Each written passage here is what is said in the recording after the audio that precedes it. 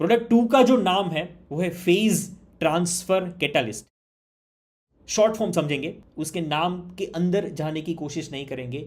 अगर आपने इस वीडियो सीरीज का पिछला पार्ट नहीं देखा है तो यहाँ पर आई बटन पे क्लिक करके आप इस वीडियो का पिछला पार्ट देख सकते हैं। लेफ्ट साइड में आपको केमिकल फॉर्मूला दिख रहा है, एक विजुअल रिप्रेजेंटेशन है, क्या बना कैसे बना। हमें एज ए इन्वेस्टर जानने की जरूरत नहीं है, हमें एक ही चीज जानना पड़ेगा एज एन इन्वेस्टर कि ये जो प्रोडक्ट है वो कहाँ पर यूज होती है, ये प्रोडक्ट की डिमांड बढ़ेगी तो कैसे बढ़ेगी, अगर प्रोडक्ट की डिमांड बढ़ी तभी तो कंपनी बढ़ेगी। ओके, पीटीसी को समझते हैं। पीटीसी होता क्या है? पीटीसी जो होता है वो एक हेल्पर केमिकल होता है। हेल्पर केमिकल शब्द में ही छुपा हुआ है, उसका मीनिंग एक हेल्प करता है। क्या हेल्प करता है? दो ऐसे केमिकल को मिक्स करने में हेल्प करता है जो नॉर्मल केस में मिक्स नहीं हो सकते। अभी आप एक बात समझो, आगे की स्लाइड से पहले मैं आपको एक सिंपल एग्जांपल देता हूं।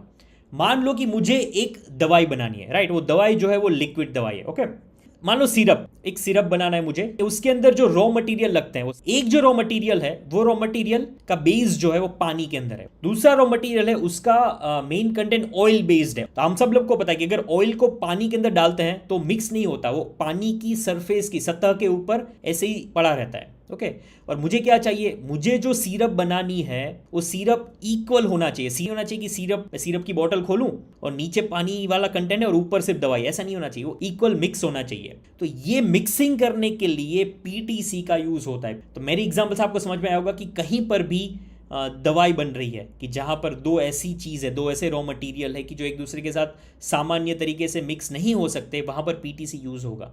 पीटीसी का सबसे बड़ा यूज, जैसे मैंने एग्जांपल दिया, फार्मा में होता है सबसे बड़ा यूज।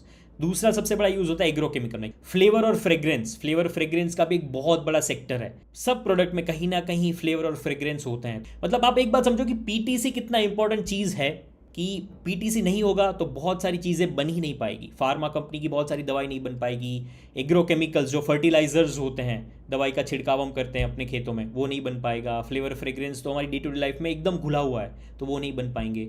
यहाँ पर हम क्या कनेक्ट करने की कोशिश कर रहे हैं कि तत्वचिंतन कितना इंपॉर्टेंट है पूरी इंडस्ट्री के लिए, पूरी इंडिया के लिए, पूरी दुनिया के लिए, क्योंकि तत्वचिंतन पीटीसी बनाता है, तत्वचिंतन एसडीए बनाता है। आप सीधा समझने की कोशिश करो कि हम कंपनी को समझने के लिए उसके प्रोडक्ट को समझ रहे हैं, प्रोडक्ट को भी बहुत आसान भाषा में समझ रहे हैं। क्योंकि कल जाके अगर आप न्यूज़ में पढ़ोगे कि फार्मा सेक्टर डाउन है तो कहीं ना कहीं आपके दिमाग में आना चाहिए कि तत्वचिंतन को अफेक्ट होगा। तत्वचिंतन को अफेक्ट क्यों होगा?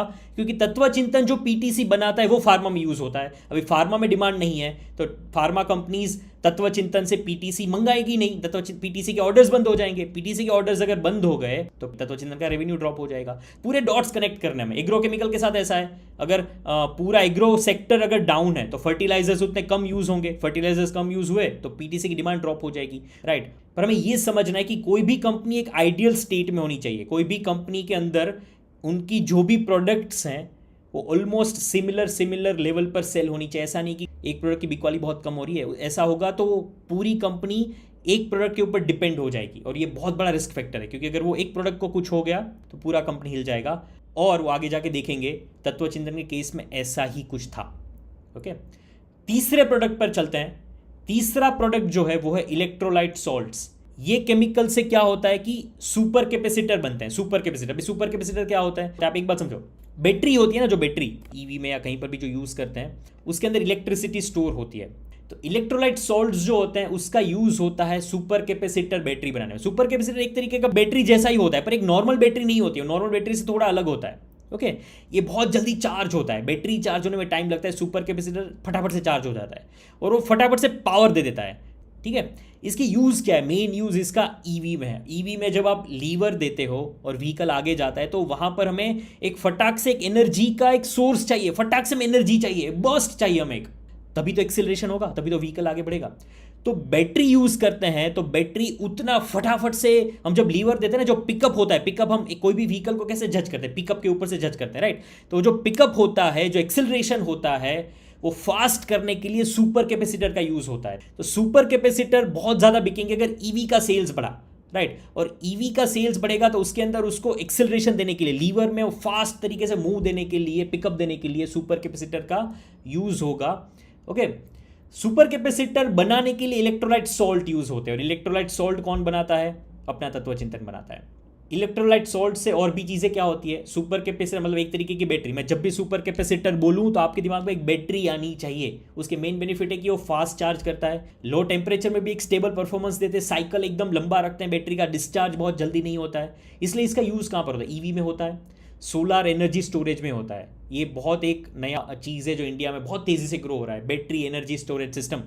जो सोलार की एनर्जी जो होती है वो सिर्फ दिन में होती है, रात को क्या करें, रात को सूरज होता नहीं है, तो रात को हमारी छत पे लगने वाले सोलार पैनल्स वेस्ट हो जाते हैं, राइट। इसीलिए ऐसी बैटरीज बनाई जाती है कि जहाँ पर दिन के वक्त में जब सूर्य ऊर्जा बहुत तेज़ी से हो तब जो एक्स्ट्रा एनर्जीज पावर ग्रिड में लगी हुई बड़ी बड़ी बैटरीज में स्टोर हो जाए, और रात को जब सूरज नहीं होगा तब ये एनर्जी हमें वापस मिले और उसका हम यूज़ कर पाए।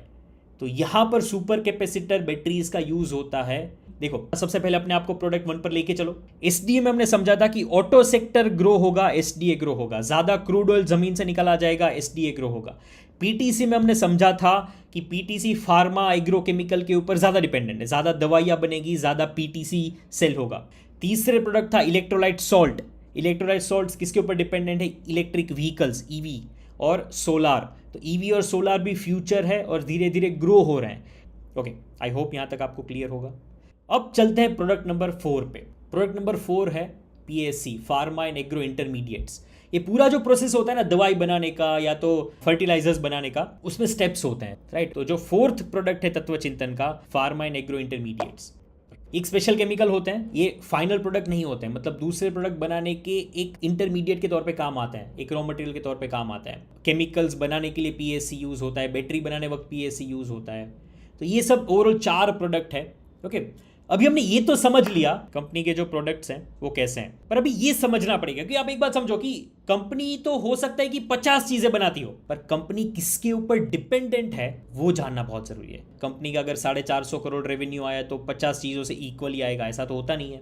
तो अभी ये समझना जरूरी है एज एन इन्वेस्टर कि कौन से प्रोडक्ट से कंपनी का रेवेन्यू मेनली जनरेट हो रहा है। उसके बाद ही समझ में आएगा कि तत्वचिंतन का ग्रोथ होगा या डी ग्रोथ होगा। ओके, एक रेवेन्यू स्प्लिट देखते हैं। सबसे लेफ्ट साइड अपर कॉर्नर में एसडीए का रेवेन्यू शेयर ट्रेंड। ये क्या चीज़ है, आप पहले ग्राफ को मैं समझाता हूँ। नीचे जो है ये साल दर साल एवरी क्वार्टर के नंबर्स हैं। सितंबर 2021 जो लिस्टिंग के बाद का पहला क्वार्टर था, वहाँ से लेके नवंबर 2025 जो लेटेस्ट चीज़ चल रही है। ओके, और ये रेवेन्यू में शेयरिंग है। और ये लेफ्ट साइड में जो ये वर्टिकल चीज़ है वो है कितने % रेवेन्यू में शेयर कर रहा है ये प्रोडक्ट। ये सबसे पहला प्रोडक्ट है एसडीए। ओके, तो जब ये लिस्ट हुआ था तब पूरे रेवेन्यू में करीबन 50% से ज़्यादा हिस्सा जो था वो एसडीए का ही था। मतलब कंपनी का आधा रेवेन्यू सिर्फ एसडीए की बिकवाली से आता था। यहाँ से क्लियरली समझ में आता है ना कि अगर हम कंपनी को जिस टाइम पे स्टडी कर रहे हैं उस टाइम पता चला कि कंपनी का आधा रेवेन्यू एसडीए से आ रहा है, तो हम एसडीए पे ज़्यादा फोकस करेंगे। अगर ऑटो सेक्टर बंद हो गया तो कंपनी को बहुत बड़ा नुकसान होगा। अगर रिफाइनरी में कोई प्रॉब्लम आ गया तो कंपनी को बहुत बड़ा नुकसान होगा। क्यों? क्योंकि कंपनी का ऑलमोस्ट आधा रेवेन्यू जो है वो तो एसडीए से आता है। तो ऐसा सिनारियो था 2021 के लास्ट में। एसडीए से बहुत मेजर रेवेन्यू आता था, पर उसके बाद क्या हुआ ये ग्राफ देखो। एसडीए से आने वाला रेवेन्यू देखो, एसडीए से आने वाला रेवेन्यू धड़ाम से नीचे गिर गया। बात है जुलाई 2022 की। मतलब कंपनी के टोटल रेवेन्यू में एसडीए का परसेंटेज जो है वो करीबन 10 से कम हो गया, 6 या 7% पे पहुंच गया, जो एक टाइम पे 50% था।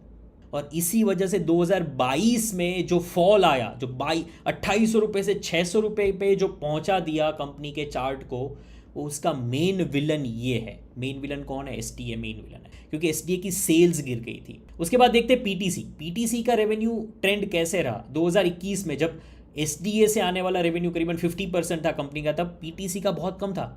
पर जब एसडीए गिरा ना तो कंपनी ने आइडेंटिफाई कर लिया, ये अच्छी कंपनी की एक निशानी भी होती है। आप एक बात समझो कि कंपनी ने, मैनेजमेंट ने देख लिया कि भाई एसडीए आने वाले टाइम में नहीं बिकने वाला है, तो हमें रेवेन्यू तो मेंटेन करना पड़ेगा ना। ऐसे कंपनी में हाथ पर हाथ धरे बैठे तो नहीं रह सकते।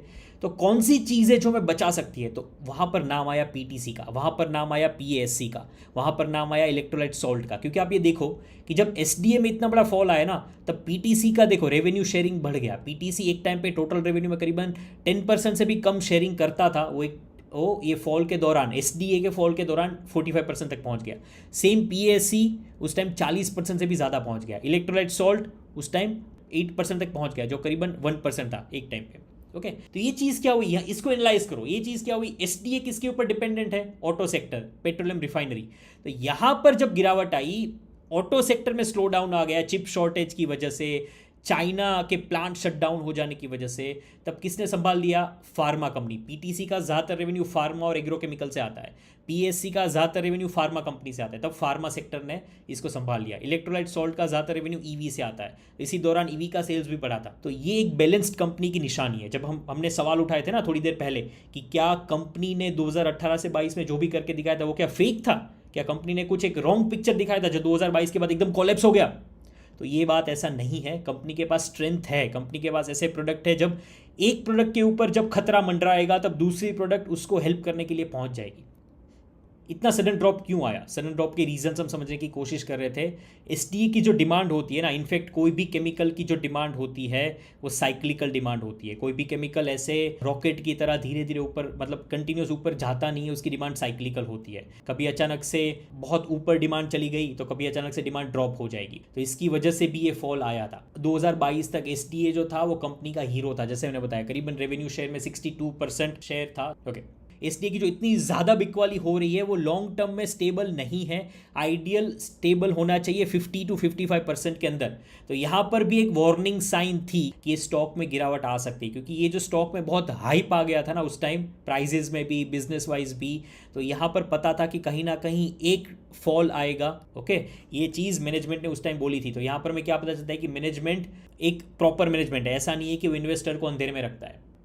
जब एसडीए के सेल्स में फॉल आया तब कौन से प्रोडक्ट ने कंपनी को संभाले रखा, गिरा तो सही वो, पर एक लेवल से ज़्यादा गिरने नहीं दिया। ऐसे कौन से प्रोडक्ट थे, तो ऐसे प्रोडक्ट में पीटीसी मेनली है। जब एसडीए गिर गया तब पीटीसी का कंट्रीब्यूशन जो था टोटल रेवेन्यू में करीबन 40 से 45% चला गया और उसने बिजनेस को चलाए रखा। उसके बाद पीएससी आता है जो भी एक फार्मा इंटरमीडिएट है, जो फार्मा सेक्टर के अंदर ही काम आता है, उसने भी थोड़ा हेल्प किया, उसने भी कंपनी को संभाले रखा। फार्मा, पीटीसी और पीएससी ऐसा है कि वो कंप्लीटली रिलेशनशिप ड्रिवन है। मतलब आज मान लो कि मैं कोई फार्मा कंपनी को अपना पीटीसी या अपना पीएससी सेल कर रहा हूँ तो एक रिलेशनशिप के ऊपर होता है। अगर मेरा वो फार्मा कंपनी के साथ रिलेशन अच्छा बैठा हुआ है तो वो कंपनी मेरे से ही खरीदती रहेगी।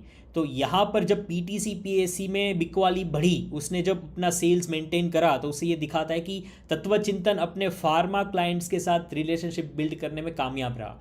तत्वचिंतन के लिए एक साइकिल प्रूफ चीज़ हो गई। तो हमें ये भी जानना ज़रूरी है कि तत्वचिंतन में आगे जाके कोई भी खतरा आए तो कौन से प्रोडक्ट है जो उसको संभाल के रखेंगे, और एक्चुअल में ऐसे प्रोडक्ट है कि नहीं। तो उसका जवाब है हाँ, तत्वचिंतन के पास ऐसे कुशन है, जब गिरावट आएगी तो उसको वो संभाल के रखेंगे। ठीक है, ओके। अब ये तो सब हो गई पास्ट की बात है, हमने ज़्यादातर पास्ट की बातें करी। कंपनी में जो चार्ट में आपको टर्न अराउंड नज़र आ रहा है नीचे से, अभी मई जून 2025 के बाद नीचे से जो चार्ट थोड़ा ऊपर आया है, ये जो चीज़ है क्या ये रियल है, तो क्या ये रियल है, ये सब चीज़ देखने के लिए अब फोकस करना पड़ेगा हमें फ्यूचर के ऊपर, तत्वचिंतन के फ्यूचर के ऊपर फोकस करना पड़ेगा। एक ही सवाल है हमारे माइंड में कि क्या तत्व फिर से हीरो बन पाएगा। जो 2800 से लेके 600 तक पहुंच गया है, वो अभी 600 से जब ऊपर बढ़ना शुरू हुआ है, तो क्या यहाँ फिर से वो 2800 से पहुंच के और भी आगे बढ़ सकता है, क्या वो हीरो बन सकता है, वही सवाल है हमारे दिमाग में। सबसे पहले ये इमेज को ध्यान से देखो, ये इमेज है 2022 से 2025 की। यहाँ पर हमें मार्जिन में जो लगातार फॉल दिखा था वो एसटी की वजह से ही था, और ये जो फॉल आया उसकी वजह से पूरा प्राइस गिर गया था।